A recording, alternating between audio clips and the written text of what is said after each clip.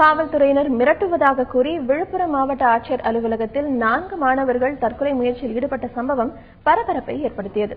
விழுப்புரம் அருகே மழவனூரைச் சேர்ந்த சத்யநாதனின் மகள்கள் மற்றும் அவரது உறவினர் ஏழுமலையின் மகன்கள் ஆகியோரே இவ்வாறு தற்கொலை முயற்சியில் ஈடுபட்டுள்ளனர்.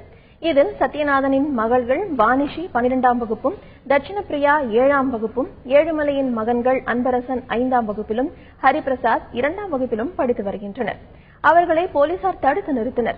அப்போது சத்யநாதனின் மகள் வாணிஸ்ரீ தங்களது அத்தை குடும்பத்தினர் அளித்த வரதட்சணை புகாரின் பேரில் தங்களது பெற்றோர், பெரியப்பா, மாமா உட்பட 7 பேர் மீது வழக்கு பதிவு செய்து போலீசார் தேடி வருவதாக குற்றம் சாட்டினர்.